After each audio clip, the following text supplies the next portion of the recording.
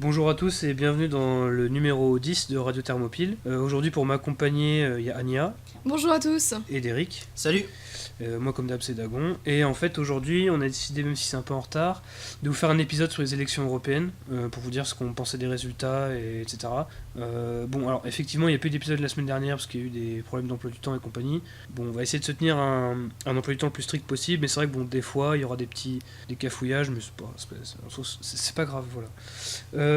Donc avant de débuter, est-ce qu'il y a quelque chose à préciser ? Oui, alors malheureusement Haddock n'est pas avec nous cette semaine, parce qu'il a été délocalisé chez ses parents. C'est un migrant. Voilà, Haddock est un migrant, voilà. Mais on pense à lui, hein, refugees welcome. Alors qu'est-ce qu'on peut... Oui, alors donc le Tipeee, je crois qu'il n'y a pas eu de mise à jour fondamentale dessus, mais on remercie encore notre donateur, hein, qui est au singulier. Et puis sur ce, je pense qu'on peut commencer directement. Bon alors, on va peut-être pas refaire tous les résultats chiffrés parce que c'est finalement assez peu intéressant, mais en termes d'ordre d'idée pour le classement, alors si je dis pas de bêtises, le RN a fait 23% à peu près. Grosso modo, ouais. L'AREM a fait 22%. Ouais. Les écolos ont autour fait de 13. Ouais. Et après c'est les Républicains à 8,5 je crois. 8, et ensuite PS et LFI égalité à 6,5. Ouais, c'est un peu triste, enfin non, mais voilà. Et donc justement, on voulait commencer le premier item à analyser par justement cette chute assez vertigineuse de la France Insoumise, parce que c'est quand même un parti qui s'était solidifié dans le paysage politique français, c'est-à-dire que c'est devenu le parti de l'opposition radicale de gauche. Même le parti de gauche en fait. Hein. Oui, de fait oui. C'est-à-dire que à la présidentielle c'était le 4e parti, ils avaient fait 20%, un chiffre important. À 600 000 voix près, ils étaient au second tour. Hein, voilà, ça. Faut le savoir. Voilà, ça on l'a suffisamment entendu. Mais ce qui n'est pas faux. Ils ont été menés par un leader charismatique et talentueux qui est Mélenchon, même si justement on pourra discuter du rôle de Mélenchon dans la défaite des LFI. C'est-à-dire que on est passé d'un parti qui semblait quand même promis à un avenir intéressant, surtout qui se positionnait dans une gauche qu'on pourrait qualifier d'eurosceptique, ce qui aurait pu séduire, on imagine, un électorat soi-disant populaire qui vote LFI. Ça, au niveau de la forme aussi, se positionner comme En Marche, c'est-à-dire n'être pas un parti mais une plateforme participative, etc. Oui, c'est ça. C'est-à-dire abandonner la forme strictement partisane pour être un truc plus hétéroclite, qui puisse séduire de plus larges portions de personnes. Et en fait, bon, ça marche pas du tout, ils font 7%. Alors comment on l'explique ? À mon avis, vous me direz ce que vous en pensez, mais à mon avis, il n'y a pas une grosse explication, il y en a plusieurs petites qui se sont rajoutées et qui font qu'ils n'ont pas eu un bon score. Du coup, le truc qui nous vient le plus rapidement à l'esprit, c'est, on en parle souvent, on en a déjà parlé ici, cette lutte entre la gauche républicaine et les indigénistes. Est-ce que tu penses que c'est ça le cœur du problème ou pas ? Ça joue dans le sens où, à mon avis, la fraction indigéniste, on n'a rien à secouer de l'Europe, c'est pas du tout un item politique pour eux, pour plusieurs raisons. Premièrement, parce que c'est pour ceux qui sont directement descendus de l'immigration, l'Europe n'a aucun enjeu en tant que tel. C'est-à-dire que pour eux, c'est simplement une sorte de supra-État, mais c'est tout, donc il n'y a pas d'enjeu très important dessus. Et à mon avis, c'est des gens qui sont vraiment pas du tout intéressés par ce côté politique. On peut penser par exemple que dans le vote du Brexit, chez les immigrés, le vote Brexit était le vote majoritaire, parce que ces gens-là ne se considéraient pas du tout comme concernés par les affaires européennes. Donc il y avait ce truc-là aussi. Bon, je suis pas sûr que ça... Okay. Que ça je sais, en tout cas, j'arrive pas trop à le configurer avec ça, pour expliquer. Par contre, à mon avis, il y a autre chose. C'est qu'en fait, j'ai l'impression, alors c'est une impression un peu, je sais pas comment dire ça, phénoménologique quoi, mais c'est que Mélenchon commence un petit peu à perdre de la légitimité en tant que leader. C'est-à-dire que c'est quelqu'un, j'ai l'impression quand même, qui a perdu une part de son aura, qui était quand même un peu sacré. Il y avait comme un peu un truc quand même enfin, il y avait un peu un côté leader Maximo. Surtout pendant la présidentielle, on a vu ça, c'était vraiment c'était vraiment il y a un chauffeur de salle. Il y avait une vraie mise en scène du tribun populaire, presque une mystique presque autour de lui. Tout à fait. Surtout on l'a vu avec l'hologramme. Oui. Le fameux truc en hologramme. Maintenant, ça les met vraiment au rang de demi-dieu presque pour ses partisans. C'est ça, mais on est vraiment dans toute la mystique de la mythologie de la gauche sociale républicaine, avec le sauveur populaire. C'est un peu hugolien aussi, hein, c'est un peu tout ça. Très robespierrien aussi. Tout à fait. Le Staline français. C'est ça. Après, lui, il vient du trotskisme, donc faut pas lui dire ça, sinon il va s'énerver. Non, mais c'est vrai que sa candidate, enfin la tête de liste de la France Insoumise, Manon Aubry, personnellement je ne l'ai j'ai jamais particulièrement entendu ses interventions à la télé, etc. Et j'ai l'impression que, moi j'en avais jamais entendu parler avant, elle a pas du tout été mise en avant et Je suis pas entièrement d'accord. Si je peux me permettre, juste avant d'aller sur la question de Manon Aubry, pour finir, c'est qu'à mon avis, l'histoire de la perquisition que Mélenchon avait subie, ça l'avait ridiculisé en partie parce que, alors, à mon avis, la critique qui lui avait été faite était un peu mauvaise. C'est-à-dire, quand il dit oui, la République c'est moi, en fait, on comprend ce qu'il veut dire. C'est-à-dire qu'il incarne l'élu de la République qui, en tant que représentant et dépositaire de la souveraineté populaire et nationale, ne peut pas être traité comme un vulgaire être humain, etc. Donc on s'est moqué de lui pour cette phrase, mais en fait, c'était pas idiot, c'était très cohérent avec ce qu'il pensait. Mais c'est vrai qu'il avait un côté très. Trop mystique, justement. Trop mystique, on avait l'impression qu'il se... on se dit, pour qui il se prend Pour qui il se prend. Et je pense que là, peut-être que certains de ces militants les plus modérés se sont dit, mais oui, bon là quand même, ça fait un peu beaucoup, on nous demande de supporter les frasques de quelqu'un qui semble quand même très émotionnel. Oui, ça, sur la forme, il a beaucoup choqué aussi, le fait de crier, de s'emporter comme ça. C'est ça. Alors, pourtant, moi là aussi, je comprends presque plus sur la forme que sur le fond, parce que quand vous êtes perquisitionné, même François Bayrou, qui est pas connu pour ses emportements, disait qu'il comprenait l'attitude de Mélenchon dans ce cas-là. Oui, c'est pas un sanguin, Bayrou, c'est qu'on puisse dire. Il a quand même foutu une claque à une racaille un jour. Oui, en le traitant de sauvageon, c'était intéressant. Mais bon, voilà, je pense qu'il y a de ça, et c'est aussi peut-être. Ah si, voilà, alors pour revenir sur la question du conflit à l'intérieur de LFI, peut-être qu'effectivement il a payé le fait d'être une sorte d'arbitre mou de ces deux factions. C'est-à-dire que les gens lui en veulent, bon, on choisit quoi ? Est-ce qu'on est républicano-laïcard, tendance parti radical ? Est-ce qu'on est plutôt indigéniste, cosmopolite et compagnie ? Peut-être qu'effectivement on lui a reproché de ne pas choisir, et du coup sa position de leader s'en est retrouvée effritée, d'autant plus que, pour revenir là-dessus, le choix de la tête de liste, alors c'était un choix classique, on en avait parlé je crois au dernier épisode, alors peut-être que je me trompe, mais c'est toujours la même technique que les partis emploient. On prend un mec ou une femme, quoi, mais pas trop connu, issu de la société publique, du monde associatif. Voilà, c'est ça. On prend en fait une coquille vide qui va réciter les slogans du parti, qui va être très consensuel et qui n'a aucune chance de faire de l'ombre au chef de parti qui va se présenter à la présidentielle. C'est le choix qui a été fait évidemment parce que Manon Aubry n'était pas une figure de premier plan de la France Insoumise. C'était pas une oratrice particulière, une intellectuelle brillante ni quoi que ce soit. Elle était médiocre au sens premier du terme, c'est-à-dire qu'elle était moyenne, quoi. Alors moi je suis pas entièrement d'accord justement, quand tu disais ça aussi Anya, effectivement bon, elle était pas, c'était pas un tribun, elle était pas ultra charismatique, mais quand on l'entendait en débat, comparée aux autres candidats, elle était quand même dans le haut du panier au niveau de la forme, elle s'exprimait clairement, elle donnait envie de l'écouter. Moi franchement voilà, quand il y avait des débats, je me disais pas que c'était non plus la dernière. C'était pas Nathalie Loiseau, quoi. Elle parlait pas de blitzkrieg électoral. C'est ça, c'était pas Nathalie Loiseau, c'était pas non plus Glucksmann. Enfin voilà, non, il y avait quelque chose, moi je trouvais. Après, ce que je veux dire, c'est pas qu'elle est incompétente, c'est simplement que c'était pas quelqu'un de remarquable au sens premier du terme. Et peut-être que c'est ce qui a manqué à certains électeurs qui ont pas franchi le pas de la France Insoumise en se disant qu'ils savaient pas trop dans quoi ils mettaient le pied, justement. Même si, à mon avis, il y a une cause plus profonde, qui est que quand on compare l'offre, en fait il faut parler en termes d'offre de gauche à plusieurs échelles, c'est-à-dire qu'à l'échelle française nationale, pourquoi on vote LFI ? Parce que sur le créneau de la gauche radicale, en fait, il n'y a personne d'autre, de fait, et parce que les autres créneaux ne sont pas substituables, c'est-à-dire que quelqu'un qui veut voter pour des idées de gauche radicale, au présidentiel il votera pas, le Parti communiste est mort, les trotskistes c'est des fantômes. Quoique le Parti communiste s'est bien réveillé avec Yann Brossa, justement, ils ont quand même atteint plus de 2%. Ce qui est quand même honorable au vu de oui, mais justement parce que là on est à l'échelle européenne, mais à l'échelle nationale, bon, c'est un cadavre. Bien sûr. Les Verts n'ont jamais été bons en France parce qu'il y a toujours eu le fait qu'ils étaient excessivement internationalistes pour les Français, qu'ils ont toujours été dans des querelles de leaders très stériles. Et très monothématiques aussi. Oui, ce qui déplaît à des élections nationales. C'est ça, en plus il y a ça, c'est-à-dire que les leaders écolos ne font jamais le consensus au sein de leur camp parce que certains se considéraient comme trop à droite, trop à gauche, trop machin, trop ceci. On se souvient de Eva Joly, Hulot, enfin ils ont toujours eu ce truc-là. Du coup, le vote LFI pour la gauche radicale s'annonce de lui-même quand on est en France. Par contre, dès qu'on passe à l'échelle européenne, c'est plus la même chose parce que pour le coup, c'est le terrain de chasse des Verts. C'est-à-dire que les Verts ont toujours été très bons aux européennes. Alors, ce qui est logique, ils ont une vieille histoire avec ça. C'est une famille politique qui est internationaliste par nature, mais dans un sens qui est peut-être plus moderne et qui a un peu moins de soin, quoi. C'est pas vraiment la faucille et le marteau non plus. Non. Du coup, ils sont sur un terrain favorable. C'est une élection qui est dépersonnalisée. Donc, Mhm. dans un parti qui n'est pas sur le culte du leader, ça marche très bien. Oui. Alors qu'au contraire, ça peut être dérangeant d'avoir quelqu'un comme Mélenchon qui est Oui. peut-être un peu trop antagoniste. Ça, c'était aussi, moi je pense, un moyen effectivement de se positionner en rebelle entre guillemets du système, encore une fois système avec des guillemets, en rebelle sans non plus se tourner vers ce que les médias présentent comme les extrêmes et donc Oui. la France insoumise C'est ça. ou autre.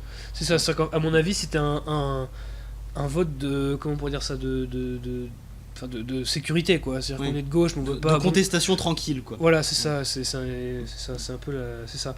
Et à mon avis, il y a une autre explication, c'est que pour beaucoup de gens qui auraient été séduits par le discours La France insoumise, et à qui on a vendu le risque de la révolution fasciste avec le FN enfin le RN et tout ça, je pense que beaucoup, au contraire, se sont réfugiés dans un vote Macron, de vote utile, de Oui. barrage Oui, à totalement. l'extrême droite, machin. Ce qui montre quand même que c'est un électorat avec un ventre mou important, parce que moi je pense que les gens qui ont fait ça, c'est surtout c'est les abrutis de profs et compagnie, les étudiants, les machins. C'est-à-dire que c'est des gens, tant qu'on leur vend le barrage républicain, ils mordent à l'hameçon. Enfin, il y a que eux qui y croient vraiment encore, mais ils y croient à fond, quoi. C'est-à-dire qu'il suffit de leur vendre il faut voter, vote utile, machin, parce que sinon c'est la menace conservatrice. C'est ouais. No Passaran. Ouais. C'est ça, De quoi. toute façon, la stratégie de Macron pendant toute la campagne, c'était moi ou le chaos. Oui. De toute façon. Oui. Et on a vu que ça a marché parce qu'en fait, ils ont siphonné, ben voilà, on vient de le dire, autant les voix de gauche que les voix au final qui Oui. se tournaient habituellement vers les Républicains. C'est ça. Voilà. C'est-à-dire Il qu'ils a ont réussi fait son coup de ce côté-là. un double siphon centriste, quoi. C'est-à-dire que ça a très bien marché. Et effectivement, c'est intéressant parce que ça révèle que si l'électorat LFI est comme ça, c'est-à-dire qu'il y aura une polarisation entre ceux qui tomberont toujours dans l'attrape-nigo du barrage républicain, du barrage antifasciste du deuxième tour, et ceux qui se diront non, mais on en a marre de se faire avoir par le macronisme. Et on a vu qu'il y avait, alors j'ai vu un sondage, je sais plus quel institut l'avait fait, qui disait qu'une part, j'aurais dû regarder les chiffres, mais qu'une part non négligeable des électeurs LFI, si on refaisait une présidentielle aujourd'hui au deuxième tour, voterait Marine, quoi. Ouais. Alors, bon, je veux pas faire, on sait bien qu'il y en a qui disent ça sur le coup de la colère, de l'émotion, ils le feront pas vraiment, Oui. mais c'est quand même intéressant de se dire que ces gens-là n'achèteraient plus le mensonge du barrage Je républicain. pense, alors j'ai pas de sondage à la pluie, hein, c'est juste d'instinct que je dis ça, mais je pense que là-dessus il y a un vrai clivage générationnel. C'est-à-dire qu'effectivement, dans cette frange de l'électorat qui se réfugie vers le moi plutôt que le chaos, Ouais. ben, ça va être souvent les strates âgées, Ouais. alors que les jeunes, eux, vont avoir un peu moins peur justement de ce chaos, de ce risque de se dire on va tenter autre chose. Quoi. Bah, c'est-à-dire que les boomers sont une génération, parce que c'est bien d'eux qu'on parle, voilà, qui a été quand même particulièrement touchée par le n'importe quoi médiatique, le matraquage anti-RN et tout ça. C'est des gens qui ont été, enfin c'est triste à dire, mais qui ont été reconditionnés psychologiquement quasiment de A à Z. Bon, pour la jeunesse, il y aura toujours des petits cons quoi, qui vont dire oh mon dieu, si elle passe, c'est la fin de la démocratie et tout. Mais beaucoup savent au fond de même que c'est un peu une mascarade, quoi. C'est un peu un jeu que tout le monde joue, mais donc, qui a peur d'une femme qui porte des perruques. Enfin, honnêtement, c'est vrai que bon, autant son père, voilà, mais Marine Le Pen, bon, est-ce qu'elle fait vraiment peur? Bah non, c'est ça. ridicule. C'est comme très n'importe quoi.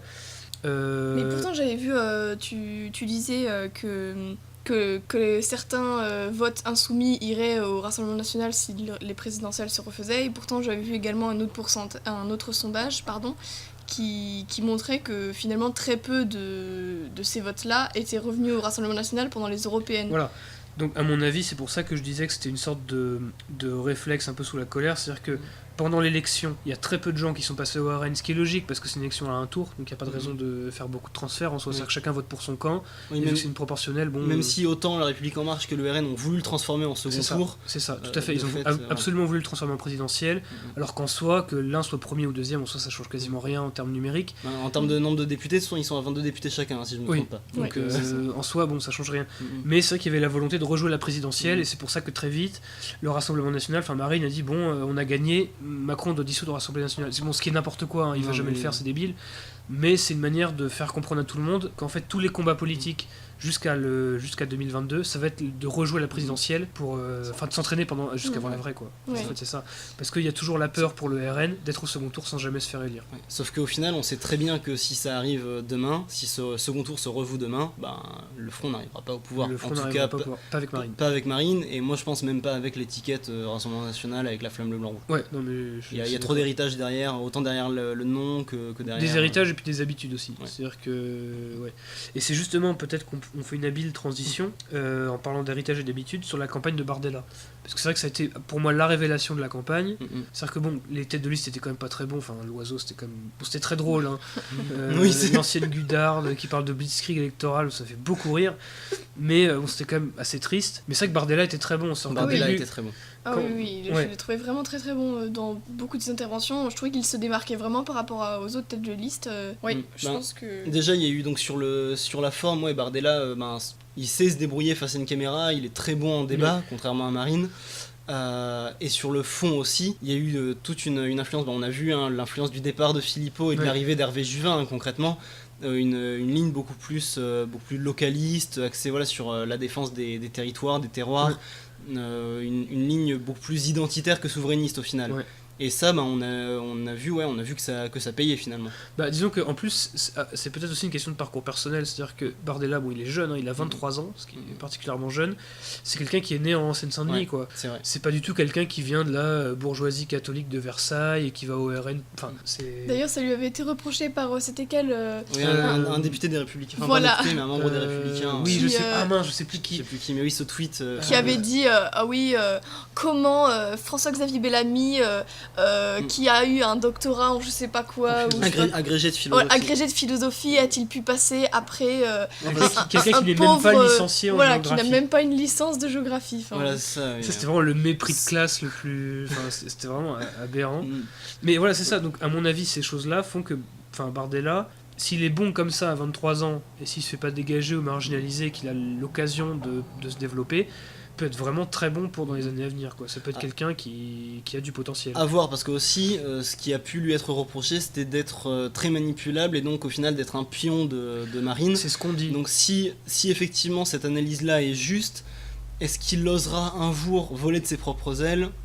Bah, ça, c'est toujours. Bon, ça, on peut pas le savoir à On peut l'avance, de toute façon. Je Mais. suis pas Madame Irma, voilà, personne ne l'est autour de ce Mais micro, alors, c'est vrai qu'effectivement, il y a toujours plusieurs chemins il y a possibles. cette limite-là. Mais pour moi, c'est quelqu'un qui a le potentiel. On verra s'il le fait ou pas, mais ça peut devenir un personnage Oui. important, à mon avis. Et du coup, ce qui nous amène sur le sujet en fait, de quoi penser de la victoire du RN, parce qu'il arrivait premier, mais c'est vrai que c'était une avance très réduite en fait. Très relative. C'est un point. Très C'est très relative. Oui. C'est-à-dire que il y a des gens qui disaient oui, il y aura 5-6% d'écart, on va faire mordre la poussière à la REM. Non, 1%. au final, bon, on le disait tout à l'heure, voilà, l'écart en fait est un peu ridicule comparé à la réaction de Marine qui dit oui, il faut dissoudre l'Assemblée nationale, tout ça. Enfin, il y a eu une campagne beaucoup trop disproportionnée en fait sur l'ordre d'arrivée. Ouais. C'est ça, arriver premier, mais en fait avec peu d'écart. Voilà. et pourtant, enfin, j'ai quand même j'ai regardé du coup les chiffres, les abstentions, etc. à peu près, et c'est vrai qu'au final, il y a très peu de votes des autres partis qui sont revenus, qui ont changé, qui sont revenus à l'Assemblée nationale. Donc d'un autre côté, ça n'a pas été le barrage à Macron, et ils s'en sont plutôt bien sortis, alors que l'AREM c'était assez le barrage, et donc là Oui. tout le monde s'y est mis. Donc pour des gens qui finalement n'ont pas changé de vote et qui n'ont pas récupéré de vote des autres partis, moi je trouve ça plutôt Bah, honorable. disons que les stratégies sont asymétriques, c'est-à-dire que la manière dont l'AREM gagne, c'est de prendre les votes des autres dans un scénario de barrage contre l'extrême droite. Le RN ne peut pas du tout faire ça, donc c'est une stratégie qui lui est privée, mais par contre son réservoir de secours c'est les abstentionnistes en fait. Ouais. Et c'est là-dessus qu'il doit primer, c'est en gros, pour être très clair, l'électorat populaire abstentionniste de souche. C'est ça la combinaison qui est le réservoir théoriquement magique du RN. Or, oui. Non, après, il y a aussi quand même, il faut pas l'oublier, il y a quand même eu à peu près 17% je crois d'électeurs les Républicains qui se sont tournés vers le Rassemblement National, Ouais, et justement dans une logique de barrage à Ouais, Macron. mais ça, Alors je- effectivement, il y a eu une plus grosse proportion qui est partie effectivement des Républicains vers la République en marche, mais il y en a eu aussi vers le Rassemblement À mon National. avis, mais après on en reparlera après parce qu'on parlera de Des LR, mais Républicains, ça c'est un fusil à un coup à mon avis. C'est pas un truc qu'ils vont pouvoir refaire à chaque fois. C'est à mon avis ça va être on pourra en reparler. un fusil à une balle, on verra. Mais à mon avis, ce qui est intéressant, c'est que compte tenu du fait que Bardella a fait une bonne campagne, compte tenu pourtant de la contestation anti-Macron qui était quand même très, très élevée, on a un parti qui fait que 1% de plus que la REM. Ce qui est assez particulier parce que ils avaient déjà gagné les européennes en 2014, ils n'ont pas vraiment progressé quoi. Et là on Mais- se dit que c'est étrange parce que Enfin, c'est pas inexplicable, hein, mais on se dirait que les enjeux du temps présent tendraient à leur donner un avantage plus net. Alors en fait, il y a plusieurs choses, effectivement, il y a plusieurs données statistiques, sociologiques qui peuvent expliquer cette absence de progression, on va dire. Tu disais, les abstentionnistes, souvent les européennes, c'est une élection qui mobilise plus un électorat qui est habitué à voter, les catégories, les CSP+, etc. Alors que les abstentionnistes sont très nombreux en général aux européennes, même si on a fait tout un patafouin sur le fait que on avait dépassé la barre de 50% de participation. Bon, on prévoyait 48%, on a 52%, c'est pas non plus la folie. Il n'y a pas eu une participation non plus énorme. Il n'y a pas eu de gros réveils populistes. Mais en fait, pour moi, la raison qui explique cette absence d'avancée, c'est simplement que le Front a toujours eu un plafond de verre et qu'aujourd'hui, même s'ils ont progressé, ils conservent un plafond de verre, et que même si un plafond de verre est fait pour être brisé, on n'y est pas encore, quoi. Voilà. Non, mais je suis d'accord avec ça. C'est-à-dire que là, ça révèle une réalité aussi. C'est que toute chose égale par ailleurs, s'il n'y a pas un changement quelque part, soit dans le personnel, l'orientation, quoi que ce soit, c'est vrai que là, on est un peu condamné à avoir le même plafond de verre, à le subir à chaque élection. Exactement. Et donc il faudra trouver le moyen de le briser, et à mon avis, ça ne passera pas simplement par un changement de nom ou non. quelque chose comme ça. Pour moi, je pense l'avoir aussi déjà dit à ce micro, ça passera forcément par des alliances. Ça passera forcément soit par effectivement le Rassemblement National, le RN qui sort du paysage politique et qui est remplacé par autre chose, soit une stratégie d'alliance. Oui. Ou peut-être, est-ce qu'un changement de leader, ou plus un Le Pen, etc., est-ce que ça redonnerait un peu une... Je pense que ça peut jouer dans le sens où ça peut faciliter des alliances. Mais pour moi, ça n'exempte pas le fait qu'il faut des alliances. Disons que pour qu'on arrive au pouvoir. Pour moi, ce sera nécessaire mais non suffisant. C'est-à-dire que changer de tête, en fait, faire en sorte que le RN ne soit plus une dynastie, c'est fondamental, mais ça suffira pas. C'est-à-dire qu'il faut que... C'est comme le changement de nom, en soi c'était pas une mauvaise idée, mais si c'est juste un ravalement de façade, ça sert à rien. Surtout que en plus, le changement de nom, on a vu, on s'attendait tous à un truc, un changement, un truc qui soit un slogan. Alors que là, ils sont passés d'un vulgaire acronyme à un autre acronyme, sans même changer le logo. C'était vraiment raté cette séquence du changement de nom. Ça c'était nul. Mais disons que, à mon avis, il y aura plusieurs changements à faire et ça doit vraiment être un renouvellement du fond, quoi. C'est-à-dire que même sur la thématique, là, on voit que le front se met à parler de localisme. Ce qui est intéressant. Ce qui est une très bonne chose. Mais on sent un peu qu'il tâtonne. C'est-à-dire que c'est pas un projet qui a été vraiment constitué par un conseil scientifique du RN, parce qu'à l'époque il y avait un conseil scientifique au FN, faut pas l'oublier. Et puis où on sent qu'il pourrait très bien, d'ici 6 mois, changer de thématique, passer sur complètement autre chose. C'est-à-dire qu'il y a un côté, on voit encore que le manque de cadre, la faiblesse du capital humain, fait qu'il y a un vrai problème à créer une doctrine et une approche. Et c'est pour ça que effectivement le Rassemblement National, comme le Front à l'époque, a cette image de parti d'opposition mais pas de gouvernement. Parce qu'effectivement ils ont des slogans mais pas réellement de programme au final. Et ça c'est aussi quelque chose qui se vérifie à mon avis plus globalement en Europe quand on sort du cadre purement français du résultat des européennes, c'est qu'il n'y a pas eu du tout de vague populiste en fait. Clairement pas. Il y a des pays où c'est passé, mais il y a beaucoup... En fait la grande victoire à l'échelle européenne c'est celle du PPE, donc de la droite molle, même si le PPE est le groupe qui contient Orban, mais ça c'est compliqué parce que... Oui, ils sont en train de l'exclure, etc. C'est des logiques... On pourra revenir dessus parce que c'est intéressant, mais bon, bref, pour les besoins de la discussion on va dire que c'est la droite molle, c'est eux qui ont gagné. Et pourquoi ? Parce qu'à mon avis on est toujours dans une crise de la gauche qui n'arrive pas à se retrouver de légitimité pour le gouvernement, mais les partis populistes ne l'ont pas non plus, puisqu'il n'y a plus la question fondamentale de la crise des migrants de 2015, qui servait quelque part de catalyseur des énergies populistes et identitaires, qui faisait que là on était face à un défi existentiel très présent, visuel, concret. Enfin, c'était le camp des saints, quoi. Contre le camp des saints, voter populiste, ça a une vraie énergie de mobilisation. Et après, une fois que ce truc-là se dissipe, finalement, on se dit mais ils savent pas vraiment gouverner ces gens-là, peut-être que c'est pas la bonne solution. Non, je suis pas d'accord avec la logique de ils savent pas vraiment gouverner, parce que moi ce que je constate c'est plutôt l'inverse. Alors bon, sur la crise des migrants qui est passée, ça je suis d'accord, mais moi ce que j'ai constaté c'est qu'en fait il y a 4 pays où les partis populistes sont arrivés en tête des élections: la Hongrie, la Pologne, l'Italie et la France. Sur ces 4 pays, la France est le seul pays où justement ces partis ou ces leaders populistes ne sont pas au pouvoir.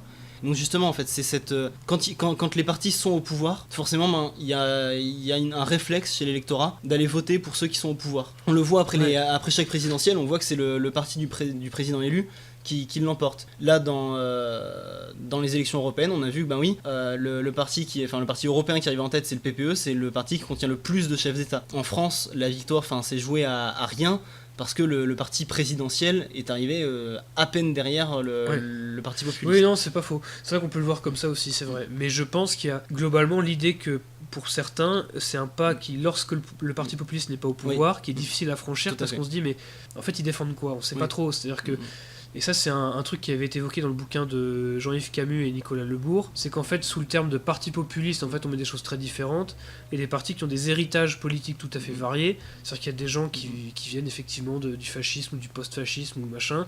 Des gens qui viennent du populisme paysan. Enfin, il y a plein de trucs qui n'ont rien à voir entre eux. Et on peut considérer qu'en fait, dans les différentes nations où ça se joue, il y a des gens qui disent non, on n'est pas prêt à faire confiance à ces gens-là parce que soit on a eu des mauvaises histoires avec eux, soit ils sont pas très sérieux, machin. Après, il y a une autre réalité aussi qui est un peu moins mise en avant par les médias en France, c'est que dans beaucoup de pays d'Europe de l'Est ou d'Europe centrale, les partis de droite dites traditionnels qui sont donc rattachés au PPE ont un programme qui n'a en fait rien à envier au programme du Rassemblement National ou même à Orban. Ouais, c'est vrai qu'effectivement il y a eu ce durcissement-là, c'est-à-dire que notamment aux dernières les élections hollandaises, néerlandaise, le PVV avait déçu des gens en gagnant moins de sièges que prévu, mais ça s'expliquait aussi par le fait que le parti de droite normale, droite parlementaire, je sais pas comment on pourrait dire, avait notablement durci ses positions sur l'immigration, et c'est un peu le truc qui se passe tout le temps, c'est-à-dire que le parti de droite comprend qu'il doit donner des gages pour ne pas se faire bouffer sur sa droite, donc il va donner des gages sur l'immigration. Alors après, est-ce qu'il l'applique ou pas, ça dépend des pays, des situations. Oui,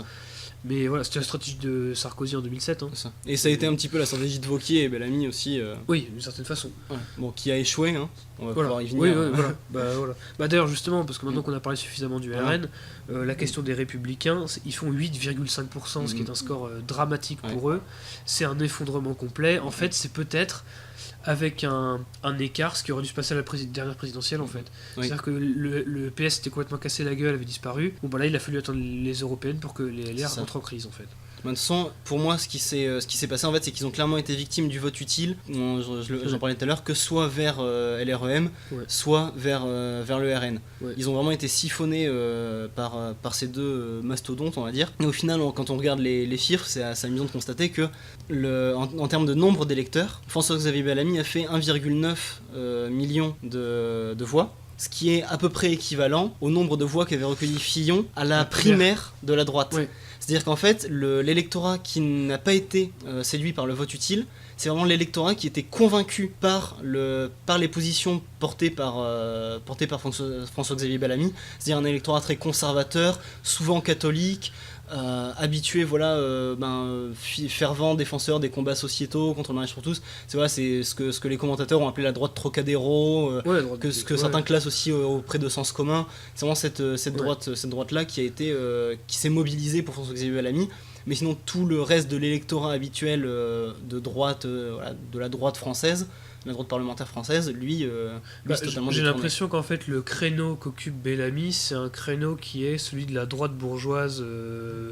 On va dire la droite bourgeoise qui n'arrive pas à savoir si elle est plus de droite ou plus bourgeoise. C'est-à-dire que les gens qui sont plus bourgeois vont l'AREM, les gens qui sont plus dans la défense de la nation, les racines, l'identité, nos valeurs, vont aller vers le RN. Quoi. Je suis pas d'accord, moi justement je pense que en tout cas l'électorat qui a mis un bulletin Bellamy, c'est un électorat qui sait ce qu'il veut. Parce que justement c'est cet électorat qui ne s'est pas laissé séduire par le vote utile, parce que c'est l'électorat qui pour lui effectivement, le programme civilisationnel, le programme de société, sur les questions de GPA, de PMA, sur les questions, on a vu l'affaire Vincent Lambert qui a vachement polarisé pendant la campagne. Sur ces questions-là, c'est un électorat qui est convaincu. Moi justement, je pense que non, et la raison pour laquelle elle est très simple, c'est parce qu'en fait c'est un électorat qui a l'image de la tête de liste qui était Bellamy. C'est quelqu'un qui fait tout des grands discours sur nos racines, la continuité, on sent un conservatisme philosophique, et puis qui au bout du compte dit mais je me sens quand même plus proche de Macron que du RN.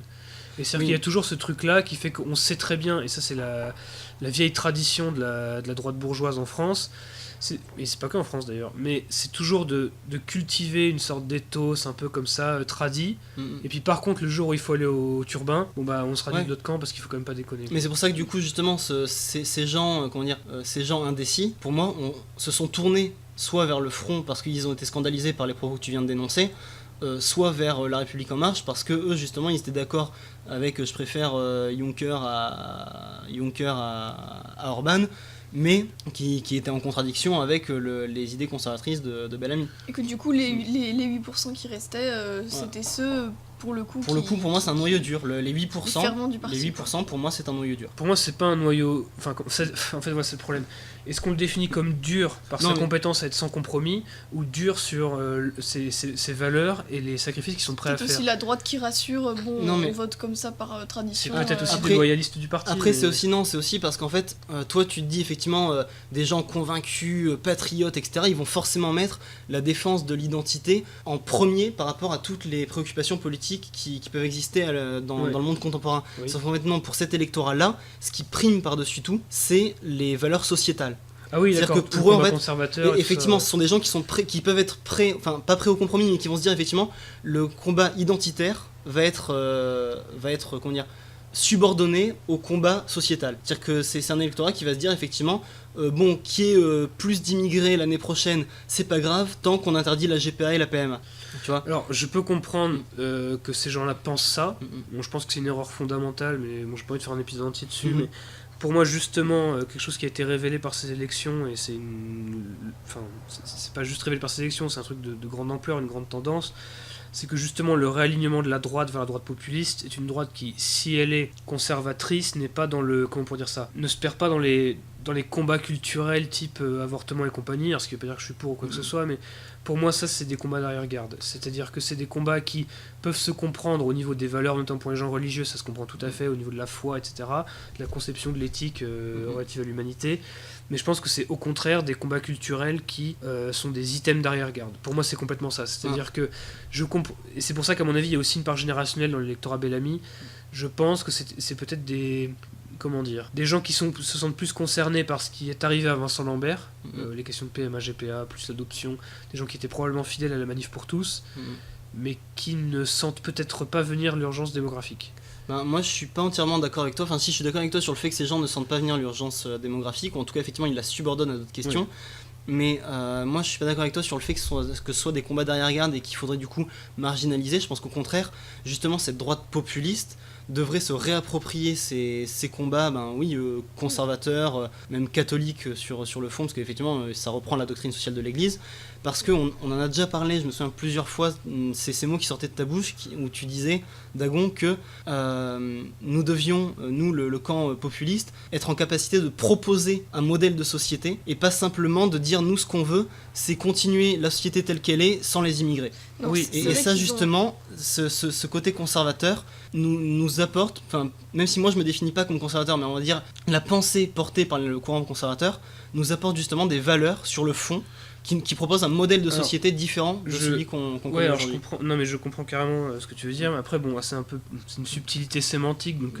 voilà, mais évidemment qu'on peut pas se contenter d'un programme qui dit on continue tout pareil sans l'immigration, serait quand même serait mieux que maintenant, mais c'est sûrement pas un horizon. C'est un petit peu le patriotisme hédoniste qu'on a retrouvé au début du PVV ça c'est ce qu'on appelle l'hédonisme sécuritaire, c'est-à-dire que foutons les Arabes dehors pour qu'ils nous laissent avoir nos avortements en paix. C'est un petit peu ce qu'on retrouve dans les vidéos du lapin taquin. Moi, j'adore ces vidéos, je les regarde dès qu'elles sortent, mais effectivement sur le fond je suis pas d'accord effectivement avec cette ligne qui consiste à dire les fesses sur des panneaux géants pour vendre des strings, c'est mieux que l'islamisation. Non, pour moi il n'y a pas de choix à faire plutôt là-dessus, et pour moi c'est en ça que c'est je maintiens toujours ça, et je suis absolument d'accord avec ça. La différence c'est que je pense pas que cette nouvelle offre, cette nouvelle proposition d'un projet de société passe par ce qu'on appelle traditionnellement le combat pour les valeurs, c'est ce qu'on dit souvent, les valeurs, etc., les valeurs familiales et compagnie. Je pense que ça, c'est un combat qui, au contraire, n'est pas... Bon, pour être très clair, premièrement, il y a une nécessité stratégique qui est qu'aujourd'hui, pour combattre l'immigration, il faut être consensuel sur d'autres questions, ce qui est triste, mais c'est quand même un peu vrai. Et qu'ensuite, le projet global qu'on peut porter ne passera pas, à mon avis, par cette vision catholique religieuse des choses, parce que la France est un pays très déchristianisé, malheureusement. Et parce qu'aujourd'hui, il y a des... La vision conservatrice catholique a beaucoup de mal à apporter des questions véritablement concrètes à ce qu'il faut faire pour régler les problèmes aujourd'hui. Parce que, par exemple, un sujet comme l'avortement. la position des gens les plus radicaux, c'est de dire non clair et net, intégral, total. Je me souviens d'une émission sur Radio Courtoisie que j'ai trouvée absolument affligeante.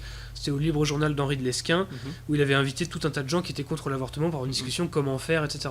Et Henri de Lesquen disait il faut faire des compromis, parce que de toute façon on y arrivera comme ça, on fait des petits pas, et progressivement on pourra faire quelque chose. Et là il y a son invité, je sais plus qui c'était, c'est un type qui écrit des bouquins à moitié ésotériques et compagnie, qui dit non, l'avortement c'est une politique sataniste, etc. Il commence à parler des francs-maçons et compagnie. Et Lesquen lui fait non mais c'est exactement pour ça qu'en fait ce combat est programmé pour être perdu, parce que plutôt que de proposer des choses qui peuvent parler à un électorat qui n'est pas catholique et qui n'a pas cette vision intransigeante, même si je veux pas le dire de manière négative, mais on est dans une sorte de pureté qui n'apprend qu'à perdre. C'est-à-dire qu'il y a des raisons concrètes pour lesquelles les gens avortent aussi: la destruction du tissu familial, l'hypermobilité, l'urbanisation, la précarité économique. Et si on traite pas ces sujets, en gros on dit aux gens arrêtez d'avorter parce que c'est satanique. Mais les gens vont dire oui d'accord mais bon. Déjà c'est assez amusant de la part d'Henri de Lesquen de critiquer un positionnement qui est juste caricatural. Oui, alors c'est très drôle, déjà c'est drôle. Voilà. Mais non, en fait au-delà de ça je suis d'accord, évidemment si on aborde le sujet, c'était comme quand il y avait les manifs pour tous, et qu'on avait le petit journal qui sortait, la dame qui disait oui si le mariage pour tous passe, les foudres de Dieu vont s'abattre sur nous, ça va être le déluge. Enfin évidemment que on peut pas avoir un discours politique cohérent et crédible quand on tient ce genre de propos, je suis entièrement d'accord. Et de toute façon, effectivement, aujourd'hui, il y a un sujet comme l'avortement, effectivement, c'est passé dans les mœurs, et donc du coup, il va falloir beaucoup de pédagogie pour effectivement expliquer aux gens qu'il peut y avoir d'autres solutions, et qu'effectivement, il faut essayer de changer la société pour limiter ce qui est tout simplement des drames, en fait, qui se passent en France. Parce qu'à chaque fois, derrière chaque avortement, c'est pas il y a effectivement la mort d'un fœtus, vous diront les partisans les pro-vie, etc. Mais derrière aussi cette mort d'un fœtus, il y a aussi un drame familial intérieur qui se joue chez cette mère. Enfin voilà, c'est un sujet très complexe et bon, c'est pas forcément le thème ici, mais pour moi, c'est pas un sujet qu'il faut, en tout cas les sujets de société, c'est pas un sujet qu'il faut éluder parce qu'il serait clivant. On le voit aujourd'hui dans tous les pays où les populistes arrivent au pouvoir, ils arrivent avec un programme justement très ferme là-dessus, en prenant des valeurs catholiques. On voit même Donald Trump qui pourtant, il est très loin d'être catholique, ni même chrétien, etc. Et pourtant, il est arrivé au pouvoir en disant qu'il allait mettre des juges conservateurs. C'est pas le même pays, on est d'accord. Non, mais deux choses. La première, c'est que la France est un pays qui est remarquablement déchristianisé.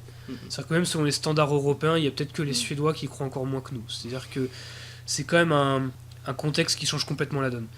De deux, il faut pas confondre, dans le cas de Trump par exemple, le fait qu'il ait justement donné des gages en parlant, même si en réalité il a rien fait dessus. Parce qu'il sait que il a fait. Il a nommé des gens comme Gorsuch à la Cour suprême et compagnie, je suis d'accord, mais c'était pas un des items prioritaires de son programme. Tout à fait. Il s'est rattaché les évangélistes, on pense, est-ce qu'il est pro-avortement ? J'en sais rien honnêtement, avec Trump on sait pas, c'est quelqu'un de pas religieux, c'est une évidence. Ouais. Bon, il a fait ça, mais c'était surtout parce que ce qui lui plaisait dans les gens qui étaient contre l'avortement, c'est qu'il sentait que c'était plus globalement un sursaut populiste authentique, des gens qui n'étaient pas dans une culture de mort, on a honte d'être en vie, vite venez nous tuer, qui est quand même très grave aujourd'hui. Donc je pense que c'était ça. Maintenant, pour revenir sur la France, je suis pas en train de dire c'est clivant, on l'abandonne, ça me fait pas plaisir. C'est simplement de dire qu'aujourd'hui, vu l'état dans lequel se trouve la droite conservatrice, c'est comme un désert intellectuel, c'est triste à dire, mais il y a quand même quasiment rien. Si ces gens-là avaient des vraies propositions, une vraie vision du monde, qui puisse à la fois convaincre les gens de chez eux, mais aussi convaincre les gens qui ne sont pas catholiques, parce qu'on l'oublie, mais on ne fait pas une élection juste avec son camp. Là, j'aurais dit, en parlant de ces sujets sociétaux, j'aurais tout à fait d'accord. Sauf que vu l'état dans lequel on est, je pense que là, on est obligé de faire une stratégie de compromis, qui est de dire que là, il n'y a pas l'infrastructure idéologique et intellectuelle qui permet d'évoquer ces sujets sans retomber dans une sorte de sectarisme un peu con, qui fait que on est d'accord sur plein de choses, mais moi j'ai quand même pas envie d'augmenter les salaires des gens que j'emploie dans mon restaurant, et en plus d'être avec des gens qui sont pour l'avortement, c'est quand même un scandale. Donc tu vois, moi je suis pas entièrement d'accord avec toi, on va dire pour trois raisons. Déjà, d'un point de vue stratégie électorale, on va dire, tu me dis en gros c'est pas rentable que de prôner ces sujets-là, parce que le vivier de voix conservatrice n'est pas suffisant. Moi je suis pas entièrement d'accord, parce que je pense qu'en fait justement l'urgence identitaire, les couches populaires, ou en tout cas les gens qui n'ont rien à foutre des sujets de société, voient cette urgence identitaire et sont prêts justement eux à des compromis sur les sujets sociétaux. En fait, sur l'avortement, non. Sur l'avortement, effectivement, je suis d'accord, c'est un sujet aujourd'hui qui est tabou, il faut pas en parler. Mais sur les autres sujets, la GPA, la PMA, l'affaire Vincent Lambert, l'électorat populiste et populaire qui voit la menace identitaire, lui, il en a au mieux, il en a rien à foutre. Et donc, du coup, en fait, il pourra voter pour une liste qui est ferme là-dessus, il s'en fout, tant qu'on lui promet de foutre les armes dehors. Et donc, du coup, ça peut nous. Effectivement, ça va pas non plus faire que 50% des Français vont se mettre à devenir conservateurs. Mais pour moi, les 8% qui ont voté Bellamy, comme je le disais, je pense, en tout cas si mon analyse est juste, c'est un électorat qui est convaincu sur ces sujets-là. Et 8% dans une élection, en fait, c'est pas rien. Parce qu'en fait, on peut gagner ou perdre une élection à 1%. Disons que en fait, il y a deux choses. C'est-à-dire que la première, c'est que, au-delà de la question de fond sur le bien fondé du conservatisme social pour lequel je suis, c'est pas la question, mais c'est qu'aujourd'hui, c'est une étiquette qui, à cause de décennies, soit de trahison, soit de paresse, est toxique, en fait, à mon avis. C'est pour ça que le terme conservateur marche pas du tout en France. Contrairement à d'autres pays, on peut dire oui, je suis conservateur, moi je suis social-démocrate, machin. En France, personne n'est conservateur. Quasiment personne n'ose le dire. Ça commence à venir, mais c'est très timide. Parce qu'il y a toujours l'idée que le conservateur, en gros, c'est le parti de l'ordre moral, c'est MacMahon, c'est Thiers, quoi. Ça passe pas du tout. Donc je pense qu'il y a un problème, c'est que prendre ces thématiques-là, ça amène aussi l'étiquette qui va avec, et ça amène des conflits sectaires qui sont peu intéressants. Mais à la limite, on peut considérer que c'est pas très grave. Mais c'est également que, pour moi, je suis convaincu que les gens qui votent Bellamy, c'est pas des gens, c'est aussi une image, quoi. C'est-à-dire que Bellamy, c'est quand même très clairement quelqu'un... je vais pas être méchant, mais pour le coup, il a un vrai style de prof de philo, quoi. Ouais. Très versaillais, là, je suis d'accord. Oui, et là, on se dit, je peux pas m'empêcher de penser qu'il y a toujours un phénomène d'identification entre les lecteurs et l'élu. Et je me dis que... la droite versaillaise, ça va, quoi. On en a assez des soupers. C'est quand même des gens qui, à chaque fois qu'il fallait y aller, ils y sont pas allés. C'est-à-dire qu'il y a un gros problème, au-delà de la question de l'intellectuel, du machin, il y a une qualité fondamentale dans laquelle notre civilisation a un déficit ultra important depuis... Solzhenitsyn écrivait là-dessus dans les années 70, c'est le courage. C'est-à-dire que toutes les autres vertus sont issues du courage, au fond. Et là, c'est vraiment un électorat qui a toujours du mal. C'est-à-dire qu'il va nous dire, oui, je suis pour la défense des valeurs et compagnie, et puis qu'on leur dit, mais du coup, quand il y a de l'identitaire, ça veut dire aussi qu'il y a du social, parce que c'est normal. Quand on protège son peuple, on ne protège pas juste contre l'étranger, mais on le protège contre la misère, ces choses-là. On dit, les gars, faut être prêt peut-être à faire des efforts de ce point de vue-là. Tout de suite, non, boum, on se casse d'un côté. Et ça, c'est chiant, parce que la droite bourgeoise est toujours là pour nous faire des grands discours de solidarité, de nation et compagnie. Et puis le jour où il faut y aller, ils y sont pas, quoi. Ouais, mais c'est pour ça qu'aujourd'hui, justement, on disait que le salut, entre guillemets, ne viendra pas du Rassemblement National, mais il viendra pas non plus, effectivement, des Républicains, ou en tout cas de ce qui est l'héritage de la droite parlementaire et traditionnelle en France. Il viendra d'ailleurs, alors on verra, là on parle au lendemain de l'annonce de la démission de Wauquiez. Donc on va voir ce qui va se passer chez les Républicains dans les jours et les semaines à venir. Je crois que c'est en novembre, bientôt il va y avoir les élections internes pour décider du nouveau président, etc. Alors on va voir si le président d'intérim c'est Leonetti, c'est Jean Leonetti. Justement sur les sujets sociétaux, voilà. Leonetti qui était pas mal d'ailleurs, il était plutôt bien foutu quand même. Qui était, en fait c'est comme toutes les lois. En fait, c'est comme le Pacs qui, d'un côté, était bien foutu pour éviter un mariage pour tous, mais qui, en fait, a été une porte ouverte à ce mariage pour tous. Et là, pareil, la loi Leonetti, qui était censée être un frein aux demandes d'euthanasie, et en fait, qui va être la porte ouverte à des cas comme Vincent Lambert, etc. Donc, au final, c'est là la limite pour moi des conservateurs, c'est qu'ils sont toujours dans le fait, effectivement, ils ont toujours un cran de retard, en fait, par rapport aux avancées, entre guillemets, de société progressiste. Donc, du coup, ils vont vouloir mettre des coups de frein, ça peut être les coups de frein vont tout simplement c'est reculer pour mieux sauter, en fait, voilà. Des choses comme ça. Bref, après, Leonetti, il a des positions qui sont très ambiguës, justement, sur ces sujets-là. Et on va voir qui est-ce qui va tirer son épingle du jeu de la guerre des chefs qui va avoir lieu chez les Républicains. Est-ce que ça va être Pécresse ou son ami Xavier Bertrand qui apparemment envisagerait un retour, ce qui serait quand même assez triste pour la droite. Ce serait la confirmation de la mort du parti, parce qu'en fait ils recyclent les mecs du Sarkozy. C'est ça, même Sarkozy est un nom qui revient sur la table. Après il y a aussi des petites lueurs d'espoir, même si c'est pas un nom qui revient énormément dans la presse, mais il y a un nom qui a quand même été évoqué, celui de Julien Aubert, qui est le président du courant Oser la France, qui est un petit peu l'héritier de Debout la France au sein des Républicains, et qui lui prône justement prendre justement un combat plus identitaire au niveau de la ligne des Républicains, qui est pas non plus totalement opposé à des compromis avec le Rassemblement National. Il y a aussi Fabien Di Filippo, qui est vachement sur cette ligne d'union des droites. Donc il y a quand même des gens bien qui existent chez les Républicains. Donc je pense qu'il faut attendre et voir ce qui va se passer chez les Républicains de ce côté-là. Mais en tout cas, en l'état actuel des choses, c'est sûr que oui, non, le salut, on va dire l'alliance, une potentielle alliance populiste-conservateur ne viendra pas ni en fait du Rassemblement National, ni des Républicains. Il faut attendre de voir quelque chose qui émerge. Pour moi, je pense que de toute façon la niche occupée par les LR va disparaître, puisqu'il faudra choisir, en gros, même si c'est un peu simplifié, mais entre les gens qui sont prêts à faire des sacrifices personnels pour défendre la nation, et ceux qui sont toujours dans l'intérêt personnel bourgeois, quoi, pour être très clair. Bon, le problème c'est que les LR ont donné trop de gages de leurs trahisons successives, à mon avis, pour avoir une confiance en eux. C'est-à-dire que même si on peut considérer que Bellamy était très bon et tout ça, le problème c'est que je pense qu'il y a beaucoup de gens qui n'ont pas fait confiance parce qu'on se disait oui mais ces gens-là ont tellement trahi, il y a un moment où on veut au moins, enfin on veut à la fois la bourgeoisie et la nation. LR a trahi sur les deux, donc il y en a qui se sont dit bon bah au moins on aura la bourgeoisie et pas la nation, ou la nation et pas la bourgeoisie, on choisira. Bon, je pense que les Républicains là c'est cuit, parce qu'en plus le fait que le nom de Sarkozy revienne sur la table c'est triste, parce que c'est quelqu'un qui apparemment séduit toujours beaucoup d'électeurs de droite. Moi je trouve ça absolument affligeant. Après non, en fait comment dire, c'est que les Français, et enfin j'ai envie de dire surtout les électeurs de droite, ont la mémoire très courte. Ah oui. On voit aujourd'hui par exemple l'une des personnalités les plus populaires aujourd'hui c'est Chirac. Ouais. Chirac qui pourtant était détesté durant son mandat. Et qui a fait un mandat désastreux. Deux mandats désastreux. Ça, en fait, toujours dès que quelqu'un n'est plus au pouvoir, on se met à le regretter. Oui, bientôt on dira François Hollande, c'était pas si mal. Parce qu'en fait, au final, les Français ne sont peut-être pas conservateurs, mais ils sont extrêmement passéistes. Ah oui, en fait. C'est sûr.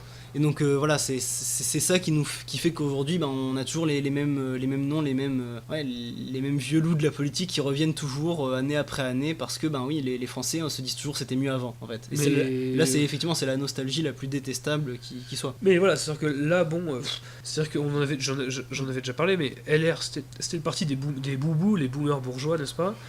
À mon avis, ça va rester des boomers bourgeois indécis qui vont se dire on n'a pas envie de franchir le pas, après tout on a toujours voté à droite, on verra bien. Mais pour moi c'est pas un choix d'avenir, quoi. C'est-à-dire que le fait que Wauquiez parte c'est intéressant, parce que Wauquiez c'était quelqu'un qui essayait de marier la carpe et le lapin, c'est-à-dire que suivant à qui il parlait il a joué vraiment populiste machin, des trucs un peu incendiaire, mais après on sentait que c'était faux. Il veut aussi rassurer les bourgeois, voilà. Ça, en disant, oui, vous en faites pas, vos retraites sont garanties. Voilà. Là-dessus, en fait, on retrouve ce que tu disais tout à l'heure sur Mélenchon, c'est-à-dire c'est des leaders qui n'arrivent pas à trancher entre les différents camps, qui partagent, qui divisent leur propre camp. Et ça, c'est quelque chose qui est, je pense, très vrai et qui a toujours été vrai en politique. C'est quoi un leader, il doit faire des choix, en fait. Il doit vraiment faire des choix. Et aujourd'hui, oui, on manque de leaders qui arrivent à porter des idées fortes et cohérentes sur le long terme. Ouais, non mais ça c'est très net. Après, tu disais tout à l'heure, je reviens un petit peu en arrière, tu disais tout à l'heure que l'une des limites du conservatisme, c'était qu'aujourd'hui il n'y avait pas de courant conservateur fort avec une doctrine, des leaders, etc. Je sais pas si certains parmi nos auditeurs étaient devant leur télé ou leur ordinateur dimanche soir sur LCI. Il y a eu une interview qui a fait couler beaucoup d'encre avant comme après cette interview. C'était l'interview de Marion Maréchal, qui elle justement s'est positionnée là-dessus et a cherché à se positionner en idéologue conservatrice française. Ouais. Elle a dit, de mémoire, elle a dit justement qu'elle, comme si elle le regrettait, qu'il n'y avait pas de tradition conservatrice en France. Elle a dit exactement ce que tu disais, comme ce qu'on pouvait trouver dans les pays anglo-saxons. Elle a pris cet exemple-là. Et après donc avoir déploré le fait qu'il n'y avait pas de tradition conservatrice, de doctrine, elle utilise le mot doctrine conservatrice, elle a tenté elle de définir, elle l'a dit, le conservatisme tel que je le vois et tel que le voit aussi Laurent Wauquiez, et aussi selon elle tel que le voit et tel que le pense, tel que le ressentent la majorité selon elle des électeurs français. C'est ça, et donc elle a fait tout un exposé sur ça. Alors disons que l'idée de se définir comme conservateur à l'époque justement où on assiste à la mort du conservatisme anglo-saxon, anglo-américain, pour moi c'est intéressant, c'est-à-dire que la France a vraiment une guerre de retard là-dessus. C'est ce que qu'a fait Trump, alors c'est un avatar Trump, d'autres l'ont fait, mais c'est vrai qu'il a mis Enfin, il a mis les conservateurs par terre et il les a décapités en fait. C'est-à-dire qu'il a dit bon, maintenant le conservatisme c'est bien gentil, mais cette espèce de libéralisme conservateur un peu nul où en gros on reste dans la sphère privée pour être chrétien tout en se faisant bouffer dans la sphère publique par les progressistes, tout en étant complètement soumis aux corporations, bon ça n'a aucun intérêt. Maintenant on est populiste, on est nationaliste, l'Amérique d'abord. Et là, au moment où ce conservatisme est en train de crever, ce qu'on voit aussi en Grande-Bretagne, où le Parti conservateur se fait éclater élection après élection, ou alors ils élisent des guignols qui sont juste des pantins. Là en France on se dit oui, maintenant moi je suis conservateur, je vous expliquer ce que c'est. Et c'est triste parce que même dans le petit renouveau du conservatisme qu'on voit, où c'était comment ça s'appelait l'auteureux, hein, voilà, parce qu'on est en écriture inclusive, l'auteureux qui a fait un petit dictionnaire du conservatisme il n'y a pas très longtemps, Bérénice ou Béatrice, bref. Dommage, j'aurais dû le trouver. Bon, de ces intellectuels conservateurs qu'on voit en France, bon, je suis désolé, le niveau est pas très bon, quoi. C'est des gens qui répètent un peu Edmund Burke, bon, c'est un peu nul quand même. Ouais, ça. Après, donc là, bon, j'ai retrouvé mes notes sur effectivement le discours de Marion sur ce conservatisme-là. Donc elle, voilà, je la cite, hein, pour elle, le conservatisme, c'est une disposition de l'esprit qui consiste à vouloir conserver des héritages séculaires, millénaires, dans lesquels on a des leçons du passé, des bénéfices du vrai, du bien et du juste. Elle ajoutait, voilà, le conservatisme c'est dénoncer le combat civilisationnel, ce n'est rien d'autre que ça, c'est défendre, donc conserver la civilisation, donc l'identité, les mœurs, les usages, c'est conserver les spécificités des terroirs et des territoires. Donc elle joue un petit peu une carte conservatrice identitaire en fait, elle se positionne sur ce combat, voilà, un peu civilisationnel, identitaire, local, etc. Et donc elle essaye justement de faire cette synthèse. Après, est-ce que c'est bien, est-ce que c'est mal, elle essaye de faire cette synthèse entre justement le populisme et le conservatisme qui est justement en train de disparaître, comme tu le disais. Après, moi, là où je lui reproche en fait quelque chose, c'est justement de se positionner en idéologue et de vouloir avancer une nouvelle doctrine. Parce qu'en fait, on voit qu'aujourd'hui, les gens en ont marre des idéologies, des doctrines, et du coup, pour moi, c'est au niveau du fond, au niveau de la forme, pardon, justement, c'est dommage de vouloir se positionner en tant qu'idéologue. Bah, là-dessus, je dirais que je ferai une nuance. C'est qu'effectivement, aujourd'hui, se réclamer d'un système idéologique abstrait, rigide, très dur, comme ça peut être le cas dans tout le XXe siècle, c'est une erreur complète, puisque les gens sont peu politisés, donc soit ils comprennent rien, soit ils sont intimidés et compagnie. Par contre, c'est quand même fondamental de faire que la droite se redote d'une colonne vertébrale et arrive à distinguer entre ce qui vaut le coup d'être sauvé et ce qui doit être détruit. C'est très bête. Et avec peut-être pas une doctrine, mais des orientations générales, quoi. Ce qui est plutôt bon à préserver et à favoriser, et le contraire. Et par exemple, en gros, dire on s'oppose aux grandes surfaces, aux banques centrales, à l'immigration incontrôlée, ce genre de choses. Ça peut être plus intéressant peut-être. Peut-être qu'il y a une authentique critique du jacobinisme à faire à droite, qui ne soit pas simplement vite créons des conseils régionaux, embauchons 1 500 000 fonctionnaires de plus, ce qui est très contradictoire. Il y a peut-être quelque chose à faire, mais c'est vrai qu'effectivement, il faut faire attention quand on se définit comme idéologue. Ça peut faire très relique du XXe siècle. Voilà, je vais faire mon bouquin en 25 mesures pour vous sauver. Bon. C'est ça. Donc du coup, effectivement, Marion, voilà, elle tente en ce moment, voilà, une carte justement conservatrice plutôt. Ouais. Voilà, elle tente de jouer cette carte-là, aussi en reprenant l'idée de liberté d'entreprendre, parce qu'elle a fait tout un couplet sur la tradition d'attachement à la liberté de la droite face au totalitarisme, face aux tentatives de limiter la liberté d'expression de la gauche. Et donc elle a conclu sa présentation en disant que le conservatisme c'est finalement l'alliance de la liberté d'entreprise et de la France éternelle. Donc là-dessus, c'est quelque chose qui ça passe ou ça casse en fait. Disons que je comprends pourquoi elle fait ça, c'est générationnel aussi. C'est-à-dire que les jeunes générations en ont quand même, à tort ou à raison pour en discuter, en ont plein le dos de vivre dans un pays qui est ultra bureaucratique, où toute sa vie on est confronté à des fonctionnaires aux yeux de Merlan-Fry pour savoir ce qu'on a le droit de faire ou de pas faire, où toute l'année c'est la valse des juges et des compagnies pour vous expliquer qu'il y a encore une chose qui vous est interdite, vous êtes traité comme un gamin. Donc effectivement, on a le retour d'un discours effectivement libéral qui se promet comme un discours d'expression de la créativité, une sorte de vitalisme politique qui revient, l'expression de la puissance et tout ça. Ce qui était quand même, il faut le rappeler, à la base dans le discours des Gilets jaunes. C'est vrai qu'il y avait de ça. Il y avait de ça dans la lutte contre justement la bureaucratie, le matraquage fiscal. Le côté antifiscaliste. Ce côté antifiscaliste, voilà. Il y avait ça chez les Gilets jaunes. Elle a tenté justement de faire cette synthèse en disant qu'elle regrettait que que la Manif pour tous n'avait pas soutenu les Gilets jaunes au début des Gilets jaunes. Bon, ce qui en fait est pas totalement vrai, parce que je sais pas comment c'est passé dans les autres villes, mais à Toulouse, on a vu quand même les cadres de ce qu'était la Manif pour tous à l'époque rejoindre massivement les Gilets jaunes et tenter d'apporter leur pierre à l'édifice, même parmi les organisateurs. Bon, même si aujourd'hui ça a été totalement récupéré par la gauche, etc. Mais là on parle évidemment du début du mouvement des Gilets jaunes. Mais disons, pour revenir sur ce qu'avait dit Marie Maréchal Le Pen... Maréchal maintenant, Maréchal. Oui, pardon, Marie Maréchal, c'est vrai qu'on sent bien qu'elle essaie de faire cette alliance qui est en fait le libéralisme conservateur qui en France n'a jamais vraiment existé. Mais encore une fois, c'est une guerre de retard, c'est-à-dire qu'elle essaie de créer le mouvement qui montre qu'il est en train de crever à peu près partout ailleurs. C'est-à-dire que soit les libéraux doivent devenir authentiquement conservateurs et populistes, soit ils deviennent libéraux progressistes. Mais avec ce truc selon lequel, c'est pas parce qu'on est critique du libéralisme qu'on est peut-être pas anti-libéral, au moins illibéral, qu'on est forcément communiste et qu'on trouve ça super, qu'il y ait une bureaucratie énorme qui gère tout. C'est absolument pas le cas. Et c'est dommage que les conservateurs n'arrivent pas, entre l'étatisme ou l'individualisme ingéré, à faire l'éloge de la communauté, en fait. Voilà, oui, ça je suis d'accord. Après, elle a quand même réussi, même si je suis d'accord avec toi sur ce point-là, elle a quand même réussi à pas tomber non plus dans le libéralisme à tout crin, puisque dans son intervention, même si elle a parlé effectivement de liberté d'entreprendre, elle a aussi énormément critiqué le libre-échange. Donc elle a réussi à faire un petit peu ce compromis-là, mais effectivement elle a pas énormément parlé de communauté. Après je veux pas plomber Marion, parce qu'elle a beaucoup de boulot à faire dans le paysage qui est le nôtre, donc on va pas lui mettre des bâtons dans les roues. Mais c'est vrai qu'à mon avis, il faut être attentif à ces questions-là, il faut pas se laisser à une sorte de réflexion de moindre résistance qui consiste à dire la France est un pays très étatiste et ça va pas, donc la solution c'est une sorte de libéralisme un peu réganien, un peu obsolète et pas trop adapté. Après moi j'avoue que personnellement je suis assez partagé sur ces questions-là, parce que comme tu le disais tout à l'heure, oui, on est quand même confronté aussi aujourd'hui dans notre quotidien, en tout cas pour ceux qui ont des petits boulots ou alors qui sortent des études, etc. On est confronté à une bureaucratie, à un État qui fonctionne quand même vachement sur le travail. Aujourd'hui, en fait, le problème, c'est que, qu'on le veuille ou non, le marché du travail se libéralise. On le voit avec les petits boulots comme Deliveroo, Uber, ce genre de choses. On fonctionne énormément sur le système des micro-entreprises, etc.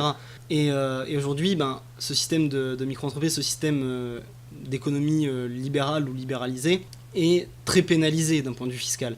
Donc je comprends qu'aujourd'hui, si on veut pas justement avoir un cran de retard d'un point de vue économique, même si je suis totalement d'accord que c'est pas du tout la priorité. Pour effectivement, le combat civilisationnel et identitaire passe avant le combat économique, mais d'un point de vue économique, si on veut pas être largué non plus, à mon avis, il va falloir passer par une dose effectivement pas de libéralisme, mais comme le dit Marion, de liberté d'entreprendre. Là-dessus, je la rejoins un petit peu. Encore une fois, on joue sur les mots, on pinaille un peu. Là, on approche de l'heure de l'émission, donc je pas envie de m'éterniser là-dessus. C'est une vraie discussion de fond qu'on pourra avoir plus tard. Je pense pas qu'il va se définir comme libéral ou anti-libéral. Je pense que c'est des catégories qui étaient déjà obsolètes au XXe siècle. Mais et d'ailleurs, Marion ne s'est pas catégorisée comme libérale. Elle s'est catégorisée comme conservatrice. Et je pense qu'il y a beaucoup de gens qui vont l'interpréter comme ça, en se disant oui, on a enfin le feu vert pour comment dire, on peut traiter nos employés n'importe comment tant qu'on va à l'église. Bon, ça c'est pas un truc qui me plaît beaucoup, mais bref. Après du coup sur les autres, vite fait sur l'interview de Marion, pour ceux qui l'ont pas écouté, elle a éculé beaucoup de lieux communs, en tout cas dans notre milieu, des choses qu'on a déjà abordées ici, sur l'union des droites, sur la France périphérique, les gilets jaunes, voilà. Donc il y a eu beaucoup de choses comme ça qui ont déjà été dites, sur par exemple ce qu'on a dit sur les Républicains, qui est une droite habituée à trahir, ça elle l'a pas mal développé. C'est des choses qu'on n'a pas besoin de rappeler, mais qu'on a besoin de rappeler ici, mais ça fait du bien de l'entendre à nouveau à la télévision. Et en revanche, là où elle a, à mon sens, fait preuve de beaucoup de courage politique, c'est sur les questions d'immigration et d'islam, où elle s'est positionnée, chose qu'elle avait déjà fait un petit peu par le passé, mais là elle s'est clairement positionnée sur le combat démographique, en disant, voilà, je la cite, que le compte à rebours démographique était lancé. Voilà, elle a parlé de la proportion de prénoms étrangers dans les prénoms qui sont donnés actuellement. Elle a parlé effectivement de grands remplacements, en disant que quel que soit le nom qu'on lui donnait, c'était une réalité. Donc voilà. Il y a quelque chose vraiment, malgré effectivement qu'elle se positionne en tant que conservatrice et qu'elle donne donc énormément de gages à cet électorat-là, elle se positionne aussi très clairement sur un combat démographique d'un point de vue identitaire. C'est vrai que ça c'était très courageux et c'est quelque chose qui doit être dit, c'est-à-dire que On peut toujours essayer d'être dans une logique un peu, je dis pas qu'il faut être des bourrins, mais dans une logique où on essaye un peu d'être un peu raisonnable et tout. Je pense que les Français sont prêts aujourd'hui à entendre un discours qui soit à la fois radical et raisonnable sur la question de l'immigration et de l'islam, en disant bon là maintenant c'est terminé, il va falloir prendre nos responsabilités, c'est un vrai danger, c'est un vrai problème, il va falloir prendre des mesures claires sur le sujet. Et je pense que c'est quelque chose qui peut tout à fait être entendu si c'est porté par une personne qui n'est pas toxique, donc ce qui est le cas de Marion. Tout à fait. Et quelqu'un qui est capable de l'expliquer sans passer pour un excité, etc. Parce qu'en soi, c'est l'idée de ne pas vouloir... comment dire. Aujourd'hui, on est en train de se scandaliser, de laisser mettre à mort en Irak des djihadistes d'importation. C'est hallucinant. Ouais. Alors que ce serait le bon sens le plus basique. Donc à mon avis, il faut pas avoir peur sur ce sujet-là. Il faut dire les choses comme elles sont. Si ça fait de la casse médiatique, c'est pas grave. Il faut se durcir, supporter le truc, et les gens vous respectent, quoi. C'est-à-dire que Dupond-Aignan a essayé de le faire, mais il n'avait pas les épaules pour supporter la pression médiatique. Le problème, c'est qu'il y a eu cette pression médiatique, il y a le fait qu'il n'a pas non plus la personnalité pour faire ça bien, et en plus qu'il a été énormément victime, entre guillemets, du vote utile vers le Rassemblement national. Et puis bon, c'est quelqu'un qui fait la tradition du gaullisme, qui n'est pas du tout violente sur cette question-là, donc il y avait plusieurs choses. Mais c'est pour ça qu'il y a de la place pour un leader qui dit non mais maintenant je vais vraiment défendre le français de souche, c'est mon électeur, j'assume. C'est ça. Il y a de la place pour ça, ça peut se faire.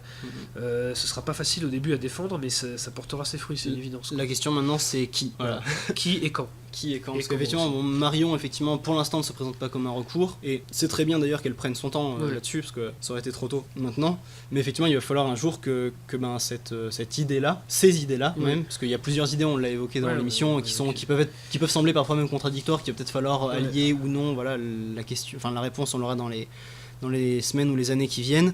La question, c'est de savoir qui effectivement va pouvoir porter ça. Qui va pouvoir le faire, Bah justement, si vous avez des idées, chers auditeurs, on serait curieux de les entendre. Dites-nous en commentaire si vous voyez Charlotte Dornelas, par exemple. Éric Zemmour président. Éric Zemmour président, tout le temps. En vrai, on en a pas parlé, mais effectivement, on en reparlera peut-être un jour, mais le fait qu'il veuille, il veut agir d'une façon différente, maintenant plus seulement écrire des livres, et peut-être même agir d'un point de vue électoral. Moi franchement je serais à fond derrière lui. Alors même s'il a ce côté un peu rachitique, malingre, il inspire pas vachement confiance, il est pas ultra charismatique, etc. Mais d'un autre côté, il vient pas du monde politique, il est hyper cash sur certains sujets. Pour moi, il a certaines caractéristiques d'un Trump français, on va dire. Même pour moi, ce serait plutôt... non mais ça pourrait être quelqu'un d'intéressant. Après bon, on sent qu'il prend son temps, qu'il est prudent, mais c'est clair qu'au fil des années... Il va se présenter un jour, après est-ce que ça va être sur une élection locale, une élection nationale, ou alors il va apporter son soutien à un candidat, même s'il se présente pas, mais c'est évident qu'il pourrait être Premier ministre, voilà. Moi je vois bien Marion présidente, Zemmour Premier ministre. Bon ça, moi je pense pas, mais je pense que c'est quelqu'un qui comprend que son avenir passera par une inclusion d'une manière ou d'une autre dans un jeu politique. Totalement, c'est évident qu'il ne veut pas se contenter d'écrire des bouquins. Quoi. Mais voilà. Du coup, donc comme on disait, dites-nous ce que vous en pensez, on serait curieux de le faire. Vous pouvez nous écrire pour ce faire à thermopile@protonmail.com. Vous pouvez nous trouver sur Twitter @rthermopile. On a une page Facebook évidemment, on a un YouTube où on publie les épisodes dans leur intégralité, on a un SoundCloud et on a un Tipeee, une page Tipeee sur laquelle vous pouvez nous faire des dons pour contribuer au fonctionnement de l'émission. Et la semaine prochaine, du coup, on vous parlera des baby boomers avec un invité spécial. C'est ça. Donc on va faire un épisode thématique sur un sujet qui, à mon avis, est crucial et qui est trop peu évoqué. C'est la question des baby boomers. Hein. Et donc on aura notre boomerologue certifié qui nous rejoindra. Donc on espère que ça vous plaira. Du coup, à la semaine prochaine. À la semaine prochaine. Au revoir.